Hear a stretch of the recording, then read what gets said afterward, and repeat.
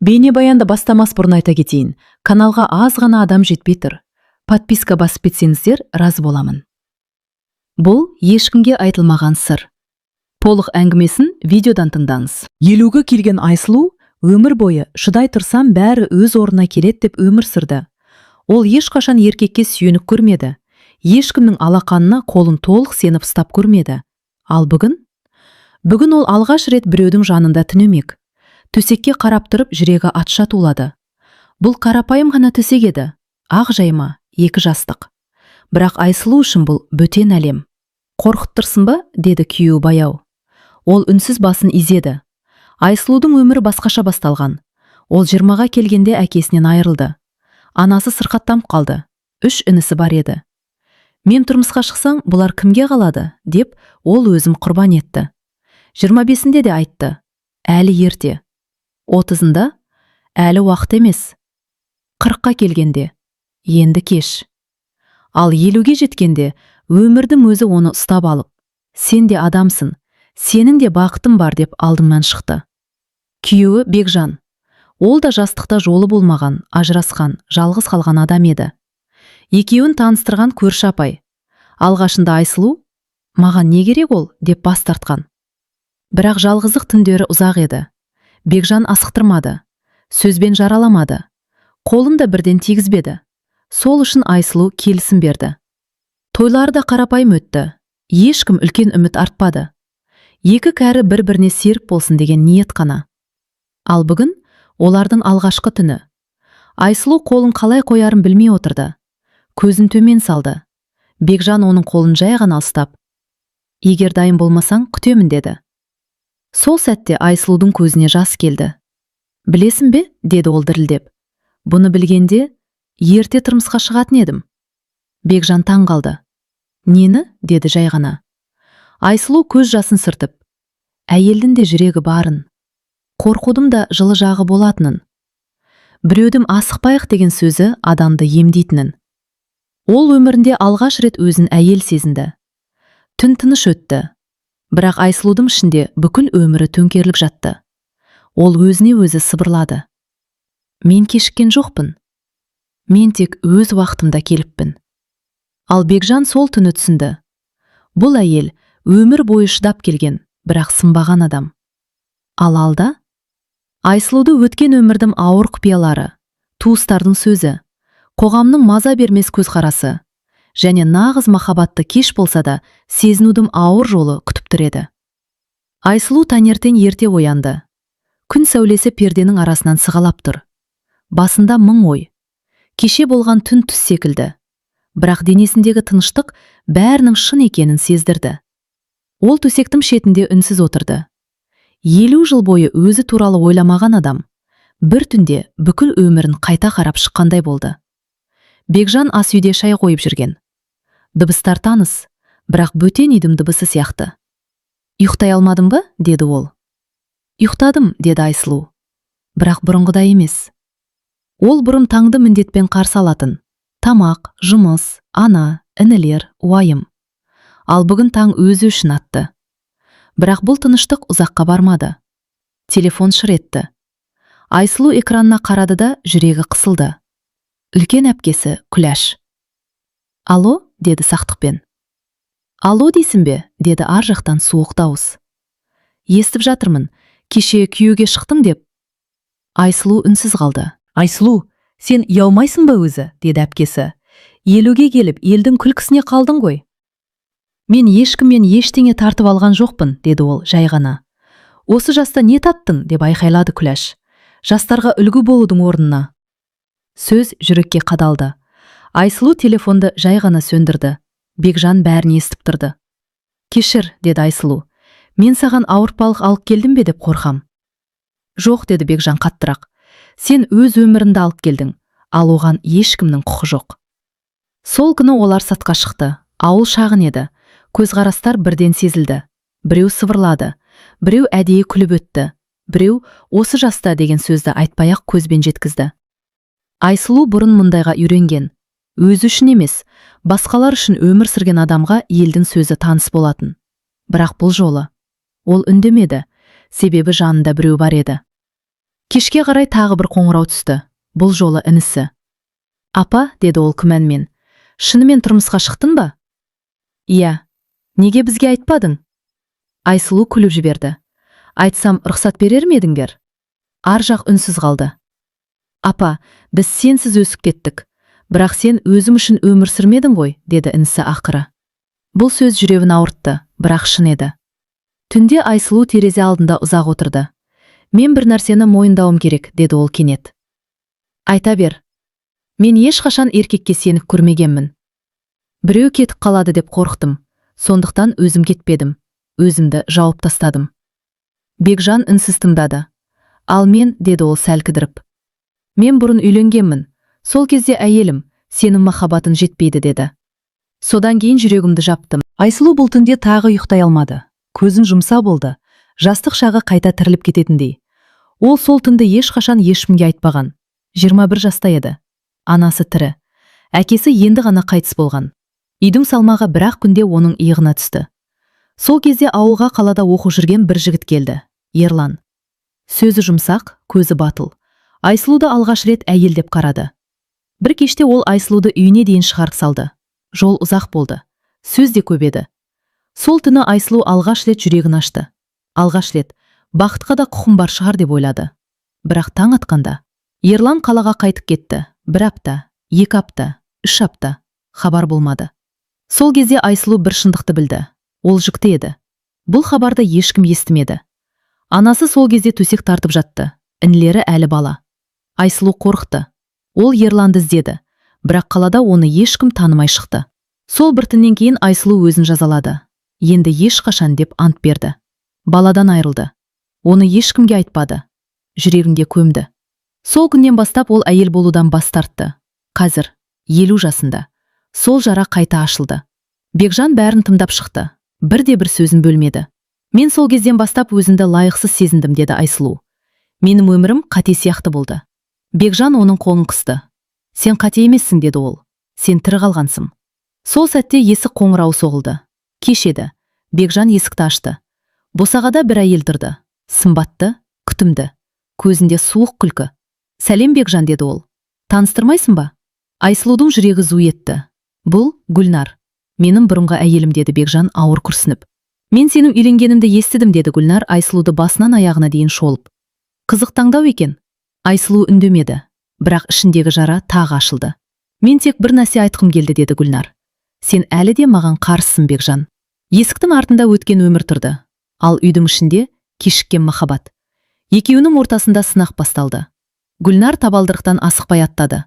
Бұл үйдің иесі өзі сияқты сезінетіндей, жан жағына еркін көз жүгіртті. Жақсы тұрыпсыңдар екен, деді ол мысқылмен. Қарапайым, бірақ тыныш. Айсұлу оның даусынан бірден қауіп сезді. Бұл үйреншікті қызғаныш емес, бақылап үйренген әйелдің үні еді. Бекжан есікті жауып, сабыр сақтауға тырысты. Не үшін келдің, деді ол тура сұрап. Гүлнар сөмкесінен қағаз алып шықты. Мен сені ұятқа қалдырғым келмейді, деді ол. Бірақ бұл қағаздарда сенің әлі де шешпеген мәселелерің бар. Айсұлу қағазға қарамады. Ол Бекжанға қарады. Мен сенің өткеніңді білгім келмейді, деді ол тыныш. Бірақ осы үйге келген адам мені сыйлау керек. Бұл сөз Гүлнарды таң қалдырды. Сыйлау, деп күлді ол.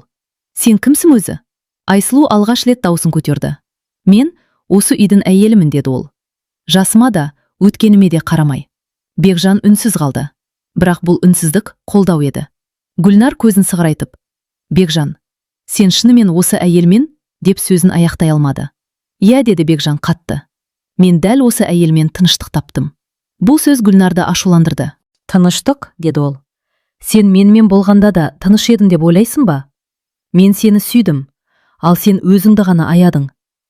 Осы сәтте шындық ашылды. Сен махаббатты емес, билікті сүйдің, деді Бекжан. Ал мен қорқып жүріппін. Гүлнар үндемей қалды. Ал сен, деді ол Айсұлуға қарап, осы еркекті көтере аласың ба? Оның жарасын, әлсіздігін. Айсұлу бір сәт ойланды. Мен өмір бойы өзгенің жүгін көтердім, деді ол. Бірақ бұл жолы мен өзімді жоғалтпаймын. Бұл Айсұлудың ішкі жеңісі еді. Гүлнар есікке беттеді, бірақ кетер алдында бұрылып. Бір күні ол бәрібір өткеніне қайтып оралады, деді. Есік жабылды. Үйде ауыр тыныштық орнады. Мен сені осыған араластырдым, деді Бекжан. Кешір. Айсұлу оның қолын ұстады. Мен алғаш рет қашқым келмейді, деді ол. Бұл менің де өмірім. Сол түні олар көп сөйлесті. Жасырынған сөз қалмады. Айсұлу ішінен түсінді. Өткен кетпейді. Бірақ оған бағынбауға болады. Ал бұл тыныштық ұзаққа созылмайтынын екеуі де сезді. Себебі ертең Айсұлуды ауылдың үлкендері шақыртып жатқан еді. Айсұлу ауылдың ортасына қарай баяу жүріп келе жатты. Қасында Бекжан. Бірақ бұл жолы ол өзін жалғыз сезінді. Ауылдық клубтың алдында адамдар жиналып қалыпты. Әйелдер сыбырлайды. Еркектер үнсіз, бірақ көздерімен үкім шығарып тұр. Міне, өзі де келді. 50-ге келіп не іздеген? Ят қой. Бұл сөздер Айсұлудың құлағына емес, жүрегіне тиді. Клубтың ішінде ұзын үстел қойылған. Алдыңғы қатарда ауылдың үлкендері, ақсақалдар, абысын ажын. Айсұлу қызым, деді ең жас үлкені. Сені жамандыққа қимаймыз, бірақ елдің де сөзі бар. Айсұлу орнынан тұрды.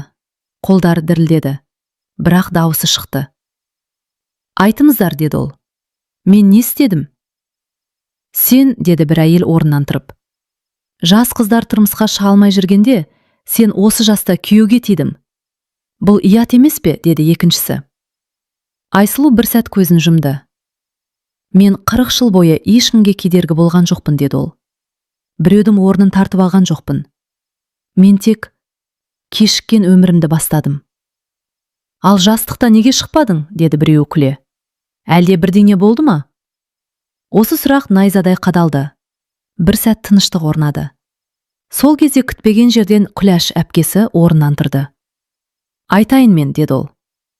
Бұл қыз кезінде абыройынан айырылған. Зал гу ете қалды. Айсұлуның көзі қарауытып кетті. Ол өзі кінәлі, деп жалғастырды Күләш. Сондықтан ешкімге шықпай, бізге масыл болып жүрді. Бұл ең ауыр өтірік еді. Ең ауыр сатқындық. Айсұлу тік тұрып қалды. Бұл өтірік, деді ол әрең. Сол сәтте Бекжан алға шықты. Жетер, деді ол қатты. Бұл әйел өмір бойы бәріне тірек болған адам. Ал сендер оның бір ғана бақытты таңдаған кешіре алмай отырсыңдар. Зал тына қалды. Егер біреуге жауап беру керек болса, деді Бекжан, алдымен маған жауап берсін. Айсұлу оның артына жасырылған жоқ. Керісінше бір қадам алға шықты. Иә, деді ол. Мен қателестім. Мен жыладым. Мен жалғыз қалдым. Бірақ мен адам болудан бас тартқан жоқпын. Көзінен жас ақты. Бірақ ол сыртпеді. Ал сендер мені соттауға құқылы емессіңдер. Үлкендер үнсіз қалды. Бұл үнсіздік жеңіліс еді. Сол күні Айсұлу ауылдан кету туралы ойлады. Ал түнде Бекжан бір шешім қабылдады. Ол Айсұлудың қолынан ұстап, біз бұл жерден кетеміз, деді. Басқалар үшін емес, өзіміз үшін. Көшетін күн жақындаған сайын Айсұлуның жүрегі ауырлай берді. Бұл ауылда оның жастығы қалды. Қайғысы да, еңбегі де, үнсіз төккен көз жасы да осы жерде еді. Үй жинап жүріп, ол ескі сандықты ашты. Ішінде анасының орамалы, әкесінің сағаты және сарғайған бір қағаз. Айсұлу қолы дірілдеп қағазды ашты. Бұл ауруханадан берілген ескі анықтама еді. Ұрық өздігінен түсті деген бір ғана сөйлем. Ол сол сәтті қайта есіне алды. Жалғыз, суық палата, ешкімнің қолы жоқ. Мен тірі қалдым, деп сыбырлады ол. Бірақ жүрегім сол жерде қалып қойды. Сол күні кешке есік қағылды.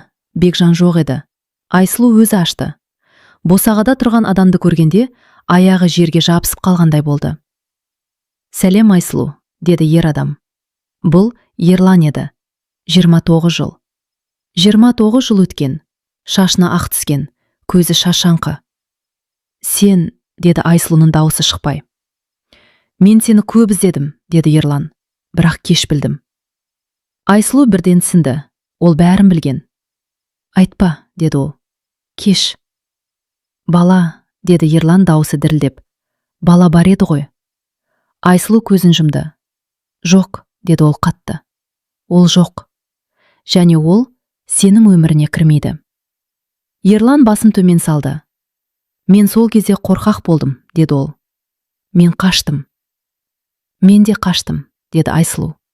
Өмірден. Осы сәтте Бекжан кіріп келді. Үйдегі ауыр ауаны бірден сезді. Бұл кім? Деді ол сабырмен. Өткен, деді Айсұлу. Бірақ аяқталған өткен. Ерлан Бекжанға қарап, мен кешігіп келдім, деді. Бірақ шындықты айтуға міндеттімін. Шындық кеш болса да, деді Бекжан, оны екеуміз шешеміз. Ерлан кеткен соң Айсұлу жылап жіберді. Мен сені жоғалтамын ба деп қорқам, деді ол. Бекжан оның маңбайынан сүйді. Сен мені жоғалтпайсың, деді ол. Себебі сен қашпайсың. Түн ортасында телефон шырылдады. Айсұлу жауап берді. Айсұлу апай, деді бейтаныс дауыс. Мен сізді табу үшін көп іздедім. Сіз кімсіз? Менің атым Данияр. Мен балалар үйінде өстім. Құжаттарда сіздің атымыз бар. Айсұлуның қолынан телефон түсіп кете жаздады. Қалай? Деді ол сыбырлап. Маған анасы тірі деген белгі қалған, деді жігіт. Мен сізбен сөйлесуім керек. Бұл соңғы соққы еді. Бірақ ең үлкен үміт те осы еді. Айсұлу сол түні таң атқанша көз ілмеді. Телефон жанында жатыр. Жүрегі соққан сайын шыр ете қалама деп селт етеді. Анасы тірі. Жоқ. Баласы тірі. Ол осы сөзге өз де сенбей отырды. Егер бұл қате болса ше, деді ол сыбырлап. Егер бұл жай сәйкестік болса ше. Бекжан оның жанында үнсіз отырды. Қорқсаң да қашпа, деді ол. 40 жыл қаштым. Енді тоқта. Таңертең олар жолға шықты. Көрші қаладағы балалар үйіне. Айсұлу жол бойы терезеге қарап отырды. Әр ағаш, әр бұрылыс. Жүрегін одан сайын қысқандай. Ол мені жек көрсе ше, деді бір кезде. Неге тастадың деп сұраса ше. Бекжан көлікті баяулатып. Егер сұраса шындықты айтасың, деді. Ал егер жек көрсе, сен бәрібір анасысың. Балалар үйінің ғимараты сыр еді, бірақ Айсұлу үшін ол тағдырдың есігі болатын. Кабинетте отырған әйел құжаттарды ақтарды. Иә, деді ол ақыры. Данияр, 29 жаста. Анасының аты Айсұлу. Бас тарту емес, уақытша қалдыру деп көрсетілген. Айсұлу жылап жіберді. Мен оны тастамадым, деді ол. Мен тірі қалу үшін солай істедім. Ол сені көптен бері іздеп жүр, деді қызметкер. Бірақ кездесуге дайынсыз ба? Айсұлу басын изеді. Аяғы дерілдеп тұрды. Есік ашылды. Бөлмеге ұзын бойлы қара торы жігіт кірді. Көздері өзіне ұқсас еді. Сәлеметсіз бе, деді ол. Апа? Жоқ. Айсұлу апай? Айсұлу орнынан тұра алмады, тек қолын созды. Данияр, деді ол. Балам. Бұл сөз шыққанда бүкіл денесі қалтырады. Данияр бір қадам жақындады, сосын тағы бір. Мен сізді жек көрмеймін, деді ол бірден. Мен жауап іздедім. Менің неге жалғыз өскенімді білгім келді. Айсұлу тізерлеп отырып қалды. Кешір, деді ол. Менің қолымнан басқа ештеңе келмеді. Данияр үнсіз қалды, сосын ақырын ғана. Мен тірі қалғаныңызға қуаныштымын, деді. Бұл кешірмеді. Айқайсыз, көз жассыз. Бірақ ең ауыр әрі ең шынайы. Бекжан сыртта күтіп тұрды. Кіргенде Данияр оған қарап. Сіз анамның күйеусіз бе, деді. Иә, деді Бекжан. Егер қарсы болмасаң? Мен қарсы емеспін, деді Данияр. Анам жалғыз болмауы керек. Бұл сөз Бекжанның жүрегін босатты. Кешке Айсұлу баласымен бірге шай ішті. Қарапайым, тыныш. Мен сізден ештеңе талап етпеймін, деді Данияр. Тек кейде көріп тұрсам болды. Айсұлу жылап отырып күлді. Мен 40 жыл бойы ана болудан қорқыппын, деді ол. Ал сен мені бір күнде кешірдің. Бұл күн оның өміріндегі ең ауыр әрі ең жарық күн болды. Бірақ тағдыр соңғы сөзін әлі айтпаған еді. Ауылға оралғанда Айсұлу өзін бұрын соңды сезбегендей еркін сезді. Қарапайым көшелер, таныс үйлер. Бірақ көзқарастары өзгеше еді. Қоғамның сыңғыры, сыбырлары бұрынғыдай ауыр емес, тек қана әңгіме. Бекжан қолын оның қолына қысты. Біз бірге өтіп кеттік, деді ол. Енді тек өзіміз үшін өмір сүреміз. Айсұлу оған қарап күліп жіберді. Шынымен ме, деді ол. Менің өмірім, енді менікі ме? Я, деді Бекжан, сенің уақытың келді. Данияр да олардың қасында тұрды. Жас жігіттің жүзінде сүйіспеншілікпен түсіну. Апа, деді ол, мен сізді жақсы көремін. Бірақ сіздің бақытты болғаныңызды көру мен үшін маңызды. Айсұлу оны құшақтап алды. Сенің әрқашан жүрегіңде болатынын білемін, деді ол. Ал мен өзіме де, өз бақытымға да құқым бар екеніне көзім жетті. Көшеде адамдар әдеттегідей сыбырлады. 50-ге келіп тұрмысқа шыққан, деді біреу. Айқай, бірақ бақытты көрінеді, деді екіншісі. Айсұлу бұларғаны назар аудармады. Жүрегі жеңіл, бірақ әрбір көзқарас оны бұрынғы ауырпалықтан ажыратқандай болды. Түнде үйде үші бірігіп шай ішті. Қарапайым, тыныш. Бірақ әрбір сәт алтынға тең.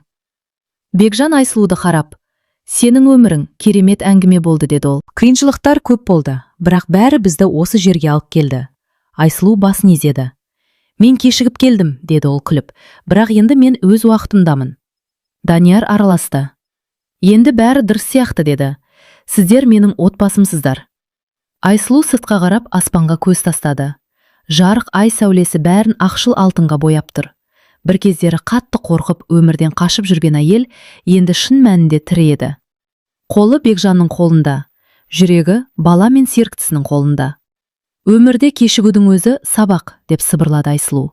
Бірақ кеше емес, бүгін басталса, бәрі дұрыс. Сол сәтте терезеден жеңіл жел өтті. Өткеннің көлеңкелері артта қалды. Болашақ таза, ашық, жылулыққа толы. Олар үші бірігіп, жаңа өмірге қадам басты. Қарапайым үй, қарапайым тағдыр, бірақ шын бақыт. 50 жастағы алғашқы махаббат, алғашқы бақыт кеш болса да келген еді.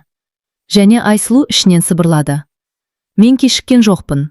Мен тек өз уақытымда келдім. Түн тыныштығы мен жаңа өмірдің бастамасы бірге үйлесті. Өмір бойы күткен тыныштық, махаббат және отбасы енді олардың болды.